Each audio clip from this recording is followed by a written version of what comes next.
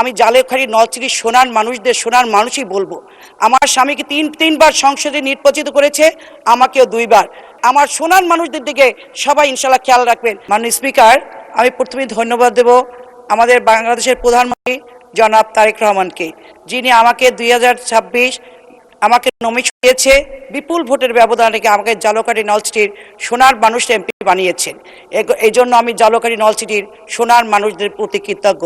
মাননীয় স্পিকার, আমার প্রতি দলের আস্থা এবং জনগণের ভালোবাসার কারণে এই মহান সংসদে আমি আসতে পেরেছি।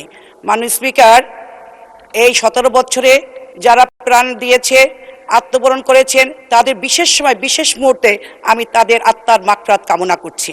মাননীয় স্পিকার, 2000 সালে আমার স্বামী মরহুম জুলফিকার ভুট্টোর অকাল মৃত্যুতে আমাকে 2001 সালে ম্যাডাম খালেদা জিয়াকে আমাকে নমিনেশন দিয়েছে।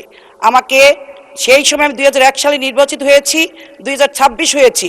আমি জালেখাড়ি নলছিটির সোনার মানুষই বলবো। আমার স্বামীকে তিনবার সংসদে নির্বাচিত করেছে, আমাকেও 2বার।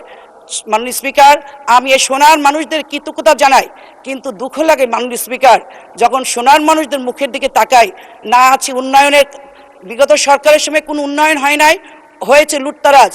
এই নদী খর্মে বিলীন হয়ে যাচ্ছে জালকাঠি নলছিটিবাসী। তারা ট্যাক্স দেয় সরকারকে, কিন্তু তারা কোনো সুযোগ সুবিধা পাচ্ছে না।